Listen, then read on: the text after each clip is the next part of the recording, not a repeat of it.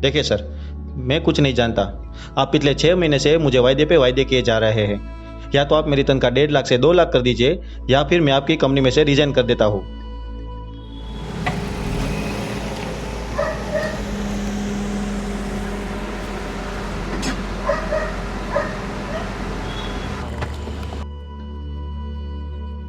एक तो ये लॉकडाउन की वजह से आपने मेरी सैलरी भी आधी कर दी है। Now enough is enough.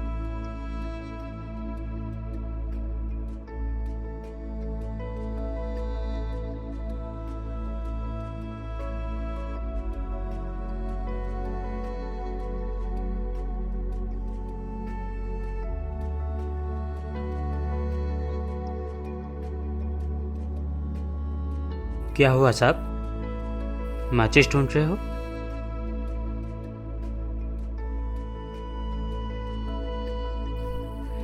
ये लीजिए माचिस भी और सिगरेट भी।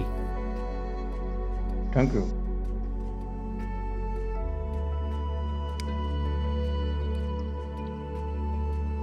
अरे आप तो वही हो ना साहब, जो उस गैराज में कार वॉश का काम करते हो?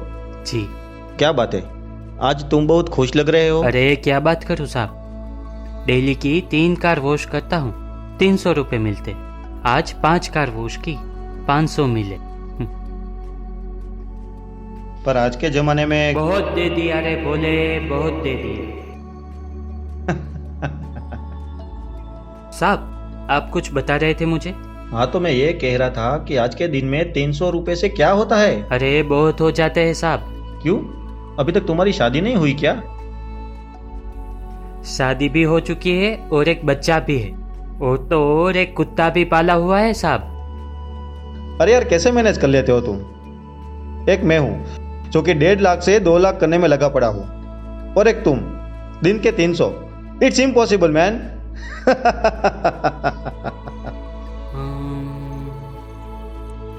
मैं आपको एक कहानी सुनाता हूँ साहब, जो अक्सर मेरे पिताजी मुझे सुनाया करते थे। पहले आप इस सवाल का जवाब दीजिए साहब, इसे क्या कहते हैं? लाइन? हाँ, लाइन। अब मैं आपको इस लाइन की कहानी सुनाता हूँ। लाइन की कहानी? हाँ साहब, जरा गौर से सुनिएगा। अरे आप बैठिए तो सही। ठीक है, चलो सुनाओ। एक नौजवान, पर बलवानों में बलवान एवं बुद्धिशाली, एक महान योद्धा जैसा राजा कई सालों पहले हुआ करता था। अपने जीवन काल के दरमियान उस राजा को पराजित करने वाला और कोई था ही नहीं। सालों तक वो युद्ध करता रहा, हर राजा की रियासतों को हासिल करता हुआ वो आगे बढ़ता चला गया। एक दिन अचानक काल का पहिया घूमता है और वो राजा पहली बार एक युद्ध में पराजित होता है। उस सदमे को वो सहन न कर पाया और सब कुछ छोड़कर अपनी चिलम को भरकर वो एक समंदर किनारे चला गया। एक गहरा कस लगाकर उस चांदनी रात में समंदर के पानी में जब उसने अपने प्रतिबिंब को पाया, तब जाना कि अब तो वो बूढ़ा हो चुका है। और एक गहरा कस लगाकर जब अपने भीतर मन से महादेव को याद किया और अपनी सल्तनत की तरफ मुड़कर देखा, तो पाया कि अब इस बुढ़ापे में मैं इतनी सारी धन दौलत का क्या करूंगा। और मन ही मन बोल उठा, मैं जिंदगी को जीत तो गया पर कभी जी ना सका। उस आत्मज्ञान के बाद समंदर के पानी की लहर जहां तक आती थी, वहां पर जाकर उसने एक रेखा का निर्माण किया और उस रेखा को आखिरी रेखा का नाम दिया, क्योंकि वो जान चुका था कि इस रेखा के उस पार जिंदगी का कोई मतलब नहीं।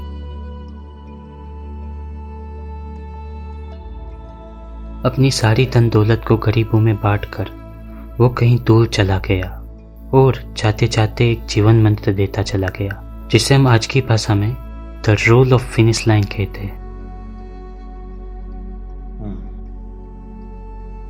Finish line.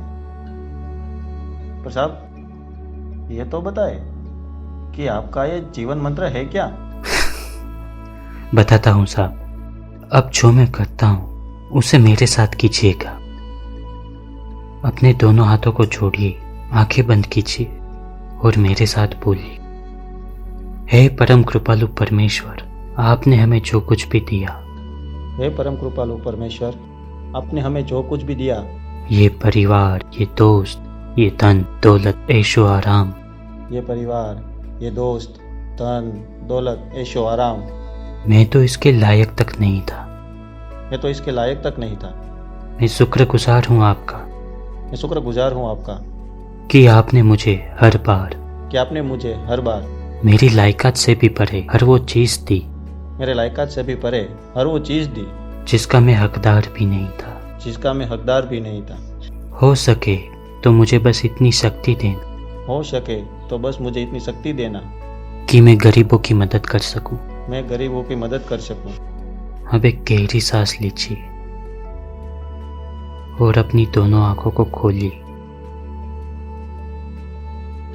अपनी दोनों हाथ की हथेलियों को अवकाश के समक्ष करके चिल्ला कर बोलिए, बहुत दे दिया रे शंभू, बहुत दे दिया। बहुत दे दिया रे शंभू, बहुत दे दिया।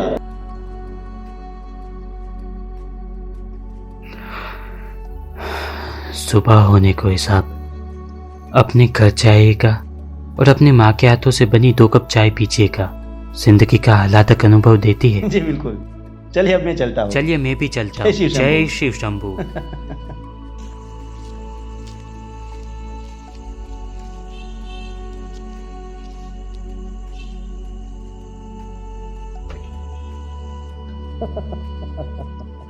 क्या बात कही उन्होंने, क्या बात।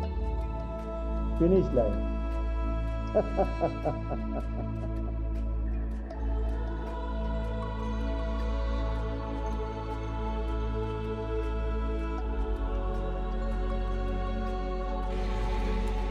हेलो सर, अब मुझे कोई प्रमोशन नहीं चाहिए और ना ही रिजाइन।